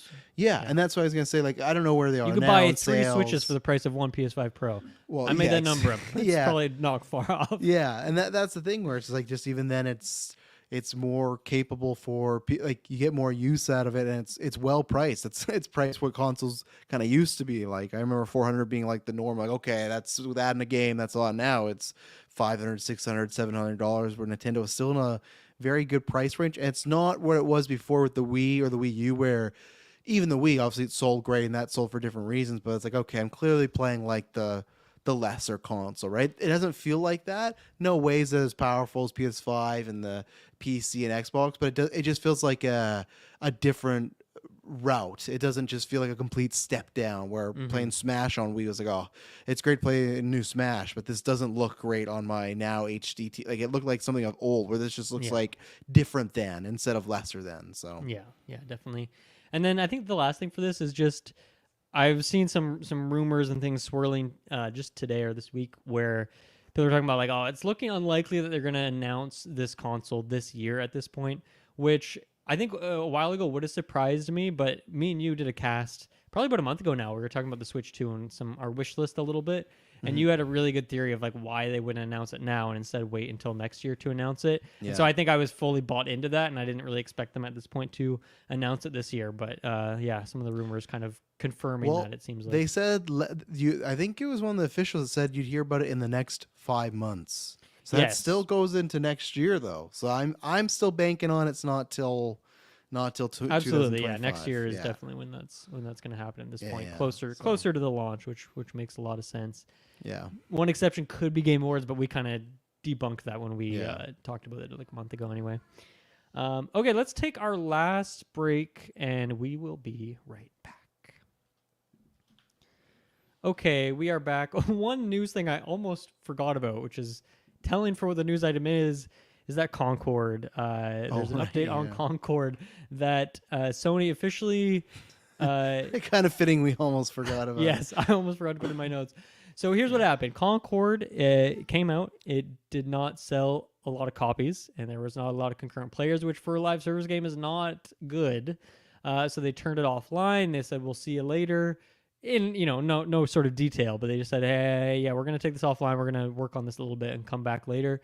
But no, Sony has decided to close the studio, firing everyone there, and Concord is just dead forever now. So really sad and shitty, of course. Like, this is so many Sony layoffs, like in this year and the last 2 to 3 years in particular, from even the likes of Naughty Dog. So it's like you can be the tier 1 developer and still get laid off here. So I don't think this is not surprising, unfortunately, but it's unfortunately just a trend that Microsoft and Sony have been going absolutely ham with the layoffs, and so many other studios have as well. And Nintendo's really the only one who hasn't. And it's funny that like last week there was like a rumor that was like Nintendo is doing some layoffs at one studio, and then like later that day they're like, "Oh, this is not true. That we're debunking this rumor." Like when there is no layoffs happening. So maybe there is some things that happen at Nintendo. It's just way quieter, which I hear is just a thing with Japanese culture in general. But at least from over here at Sony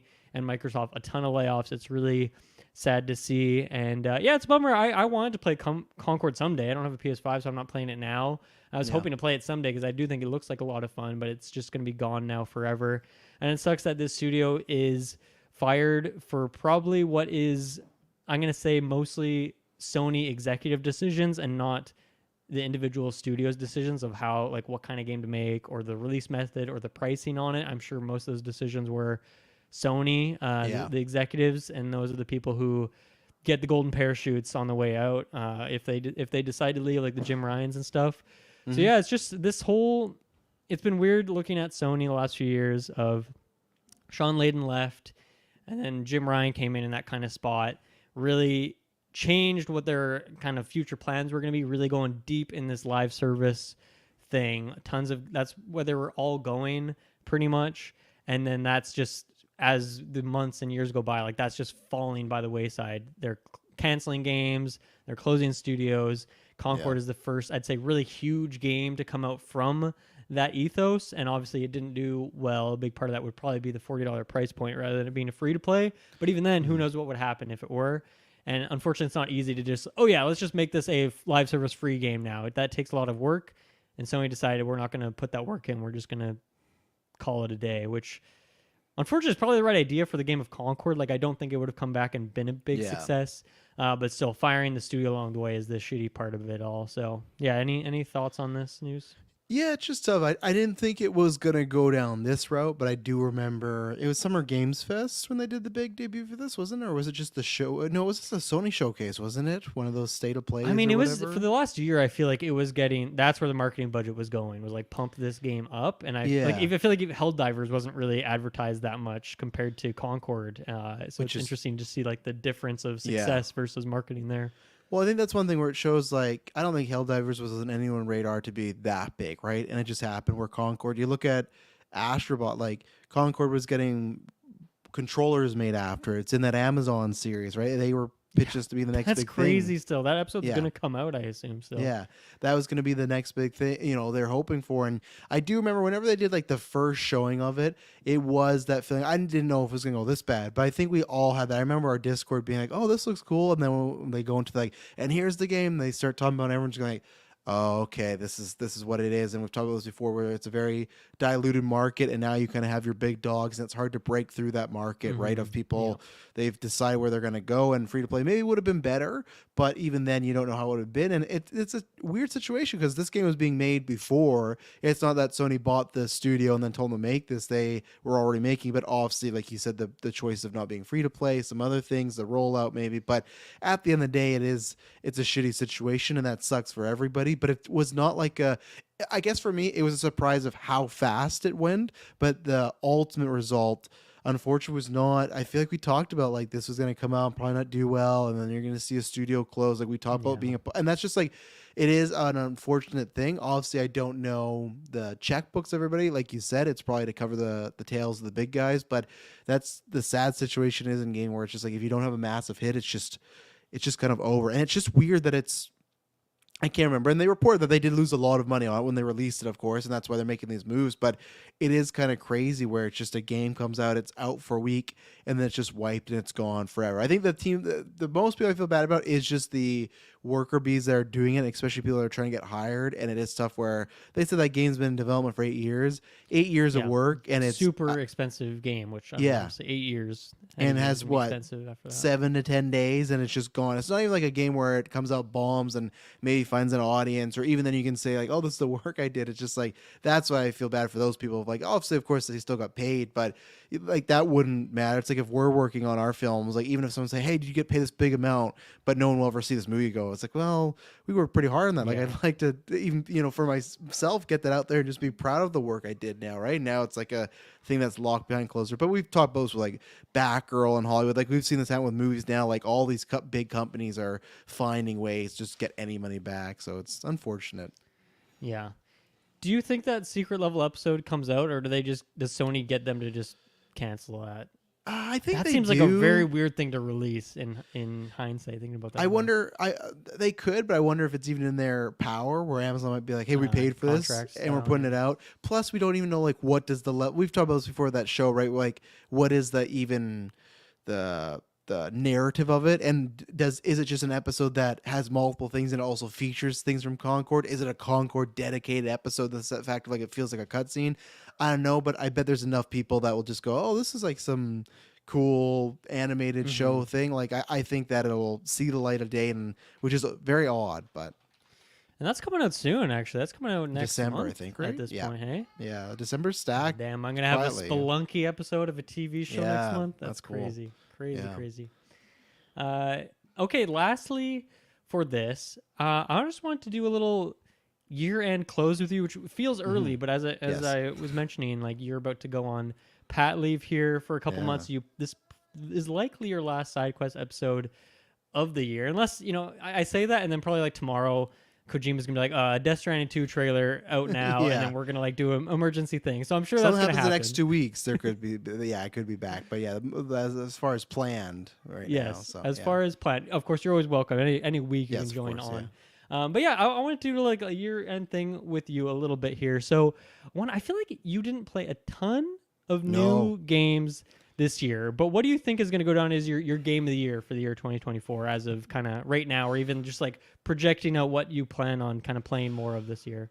Unfortunately, probably just my GM mode sort of deal, because I feel like that's I like that specific mode within one game. Yeah, just that specific mode, because like you said, it's been me trying to do catch up. Like I still didn't complete, but I was putting hours again back in Elden Ring, or there was other games. So it's more like games of the past, been like Mario Wonder. So I'm like a year behind. And even the games right now, my bucket list, like I still want to play Astro and I still want to play these things, but there's just other games that I've been wanting to play first that are there. So that would probably just go to it for the amount of time. Like I said, I think Wonder I gave it to last year because I played with the girls and stuff. So and that's really it so far, because even then, like same thing, I jumped back into Mad Max for a couple weeks back with you. So I feel like this year has been a very big retro game year where it's like, okay, I'm gonna play this a little again, or like early in the year when we did like Texas Chainsaw for a little bit. They're all Outlast Trials, would that be I was gonna take it back. I would give it to Outlast Trials because GMO is fun, but I still had that last year and it's still like the same thing, but some new additions. Outlast Trials, which I was mad we all were busy. I'd like to, even if it's not Halloween, get back into it. I just still got to beat that one house to keep us going. But I was surprised how much fun I had, because I remember when they announced it being like, okay, I'm an Outlast fan, can't wait to see what they do with this, but like this could easily be like a mess of a game, right? But we had tons of fun. Those moments of trying to get out, like just talking about right now, I'm like, okay, yeah, when I'm in the new year and I got some time, I'd like to try and run some of those back, even if we just play some of those harder ones, and if we can't go the next one just for a night, because I love the level design, I love the updates, and I do think it's one of these things that you have to play. You don't have to, but to get the full enjoyment, you got to play with a squad where you're mic'd up, even if you find some random people online, because that was the fun of just seeing these horrific things, but then also hearing all you guys talk about stuff, and like the best moments of when someone's walking down and you're like, oh, Dylan, can you hand this to me? And Dylan's like, oh, I'm over here. And like, oh my God. I forgot about the imposters. Yeah, that was a great mechanic. I thought like that's one of my favorite kind of those type of games. It might be my favorite, maybe next, like what Friday the 13th was, because unfortunately that game got shut down. But those games, like I feel like I'm few and far, because Texas Chainsaw I had a lot of fun, but I didn't have as much fun as Outlast. Where Outlast Trials, I'm gonna look fondly back on that for years. So like I said, the point where I'm like, oh yeah, we got to get in there for a round or two again, because that's some of the most fun I've had with you guys in a game. So yeah, no, that would be my number one actually, because I think it's more just a surprise factor, because I thought okay, it's gonna be good to bad, but I never thought we'd be having that much fun, and lots of replayability too. And I think probably now would be a good time for us to play again, because I feel like that we played it so much at one point we were starting to remember all the things. Now would be fun to be like, okay, what do we do here again? And I'm sure they've added a few little, like they had so many of those like daily or weekly challenges or whatever, and so I'm sure we could queue up a bunch of those and get just like slight variations on some of the levels at this point.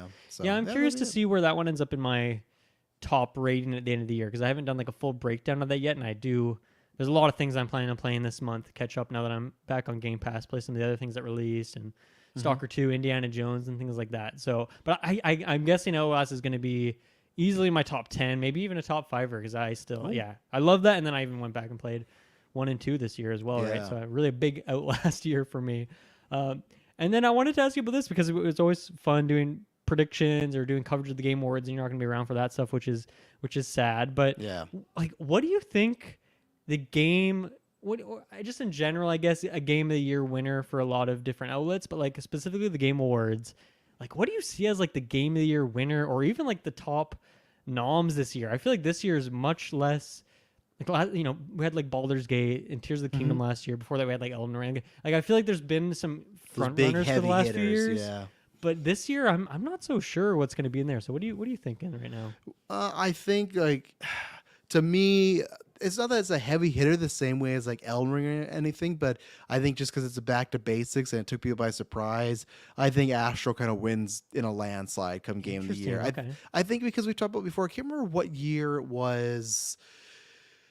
There was an independent game that won, and I can't remember what. Hades. And for me, it's one of these things where in the years where they don't have those big, like not even AAA, like quadruple A, big, you know, like you said, Zelda. Well, actually, no.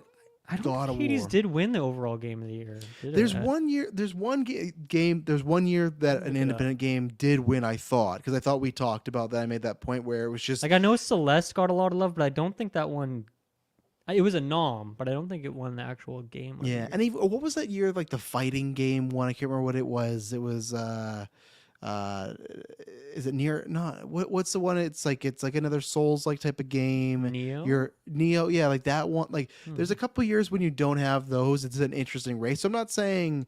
Well, no. I was gonna say I'm not gonna say it's a shoe-in, but I think it is just because that week just felt like if you weren't playing Astro, you're missing out, and everyone was playing it. It felt. I'm not saying it's going to be as much as that. Oh, hype. Okay. I got the list here. So last year Baldur's Gate 3 won. The year before that Elden Ring. I'm skipping back 2 years. Last of Us Part 2 won before that. Sekiro the year before. God of War, Breath of the Wild, Overwatch, Witcher 3, Dragon Age. But the one weird one in the mix is 2021, where It Takes Two won it. That's the one I think you were thinking of. Where not quite an indie game, but still like, whoa, that's out of left field pick for the Game of the Year win. Yeah. And for me, like I said, it didn't reach the hype of that, but Astrobot that week of release felt a lot like Zelda Breath of the Wild, where that's the reason I bought that game, because everyone just had such high praise. Like, I got to see what this is all about. This one I held back on because I was doing other stuff, but I think Astro will take it. I think there's things like Helldivers where it's like, it's one of those like, and I haven't played it and people have tons of fun, but it's one of these things where it's just like, because the amount of surprise success, how can you not? Because there's the two things we always talk about, right? There's like best game direction, and then there's Game of the Year, where I always think it's kind of like best picture, where Game of the Year kind of has a facitude of multiple things and like talk and hype and things. I think that has something to do with it. I don't think Helldivers would win, but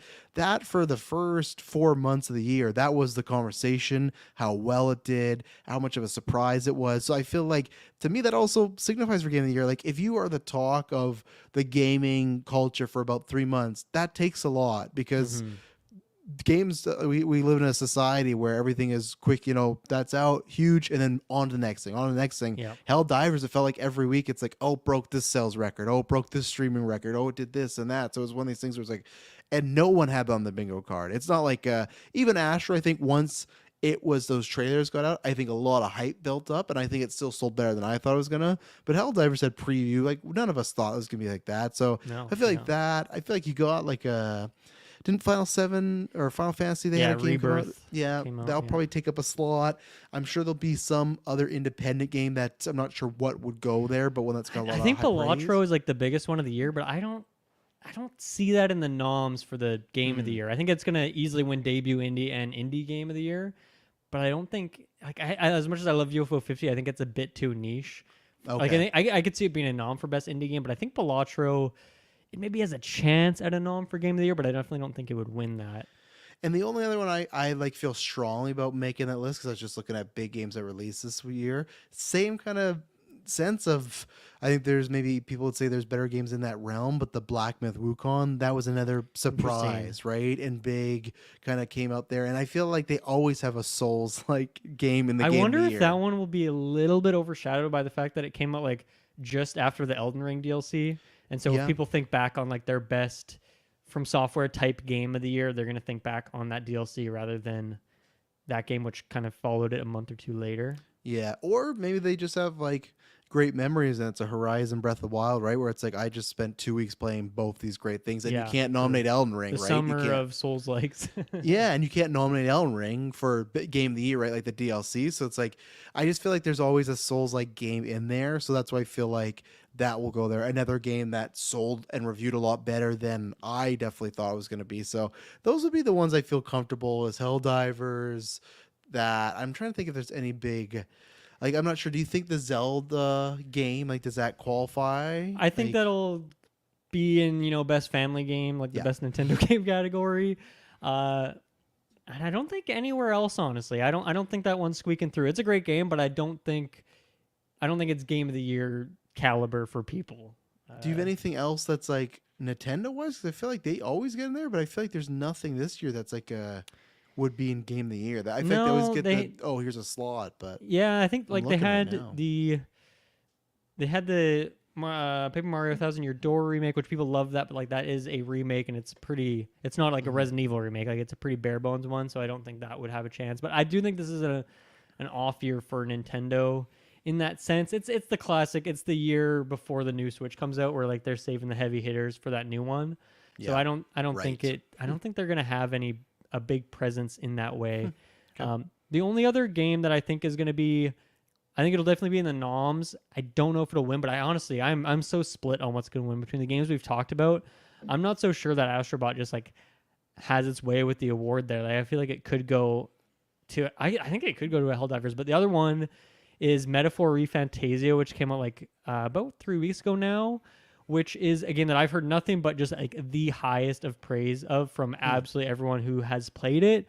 My only concern for it is like, is it big enough? Is it mainstream enough? Yeah. And I do think, because it's pretty much like it's not Persona 6, but it's pretty much Persona 6, right? And I do feel like Persona 5 was so big that I'm wondering if it's big enough that like now the next game that follows it is mainstream enough. Yeah. So we'll see what happens there, because I've heard nothing but like the highest praise for that game, other than like people's favorite like indie darlings of the year. I feel like that's like a lot of people like favorite thing that they played, other than like Elden Ring DLC, which I know is a big one for people, but that's definitely not going to be a game of the year contender, I don't think, at the Game Awards. Best like expansion or ongoing game, whatever, but not in that category. So I think that one I think it'll definitely be in the noms, but I do think it's an uphill battle for it to claim Game of the Year. But since there isn't that clear front runner, I don't know, maybe it does have a chance with, and I don't think recency bias is a thing for the Game Awards. I don't think that's ever really affected any game. I feel like it's pretty split of like games that come out early in the year versus later, but that could help that one a little bit, that it's like fresh on people's minds and they might just be finishing it right as the votes come through, kind of thing. Because I've heard it's pretty long as well, like Persona, like 100-hour kind of game. So that's my last kind of maybe thought. And I don't think anything else coming out this month, and obviously the cutoff's usually like mid-November. So I don't think anything coming out in the next couple of weeks is going to climb to that tier. I don't think so. No. Yeah. And like, obviously I don't think this would be in the tier, but you have stuff like Indiana Jones comes out after the window, right? Yeah. Like even for someone, let's say it was like, oh, surprise. Like I think we all think it's going to be like, like a 7, maybe 8 out of 10. Maybe we get like, oh no, actually this had the goods. I'm surprised, but that's not going to be in there, right? So. Yeah. And there's always that weird thing too with the Game Awards where like technically anything from, I guess, end of November to December of last year is eligible for this year, but I don't think there was any, I can't think of any off the top of my head that are in that tier that are going to climb in and be kind of like late last year games that make it into the Game of the Year. Would have been avowed, but shoulda, coulda, woulda. We'll see. It could have been. It could have been the game that came out later and blew people away, and it had, like you said, I agree with you on the recency bias, but it would have been like maybe the last one, so it's a bit more in the conversation. But yeah, we'll see. That's my. I'm throw Travis told you on the Astrobot though. Okay, I just feel like it fits that crowd, the crowd of the critics that vote. I feel like it fits with them. So I guess the other one I just thought now that because it just came out last week was Dragon Age Veilguard just came out. More mixed than I surprised. Yeah, I need to see how that conversation develops over the next week or two and what people think about it in terms of whether or not it cracks into that top tier, because it seems like it's not quite. I think there's an uphill battle where it's very Baldur's Gate 3 like, but it's not as good as Baldur's Gate 3 because very few games are, is kind of where a lot of people are. And that's where I kind of feel like Avowed would have been as well, where people are like, Avowed is fun, I like it, it's a bit shorter and easier than Baldur's Gate, but it doesn't have the depth and it's not nearly as good. I feel like that's kind of what the conversation is going to be around that game. And I feel like that might be the same case for Dragon Age. And we'll see how games that kind of are inspired by Baldur's Gate 3 and how they can succeed in the future, because I'm sure that's going to happen as well. Yeah. But yeah, any final thoughts here, Travis? No, the only thing I really hope, because as I said, I won't be doing a cast, but I'll still be hanging around the Discords and stuff. I'm also that's the place to find me, because I'm also when you're not busy playing GM mode, you'll be of course, and watching 5 Kids. But my plan is, I won't be on the cast. I'm gonna take a Twitter blackout as well too. I'm gonna go off those social medias, but with Discord, I'll still be in there. So if you want to stay in touch, not touch me. That's only Emily's job. But what I'm hoping for, because I saw a lot of crackpot theories this week, was Monolith, they changed like some of their website design, so people are like, they're getting ready for. So that's all I'm hoping. My realistic pitch is I hope that we get a Wonder Woman announcement, because I feel like that fits Game Awards. My unrealistic pitch is I hope that we get something Marvel Alliance 4, but that won't happen. But I just hope, I wish. But that's really the only one I'm. There's other franchises, like, of course, like a new actual Luigi's Mansion. But like you said, I feel like a lot of those heavy hitters can be saved for, next gen, next gen, And I guess my last thing, move over the Marvel Alliance 4. What I'd really like is some sort of Star Wars Knights of the Republic actual update. But but I think Wonder Woman's actually realistic to happen. It's time. I think it's time, and. So that's what I'm hoping for with that one, because I love those Lord of the Rings games. I think that'd fit with the Wonder Woman stuff, and I hope it's a good show, because we've had a couple just to fine Keeley hosted shows. So I hope it's a banger one at least. So hopefully, cool. Thank you for joining me. This is a very fun episode, and thank you everyone for listening. We will be back next week, as we usually are, with more Sidequest. See you then. Bye bye.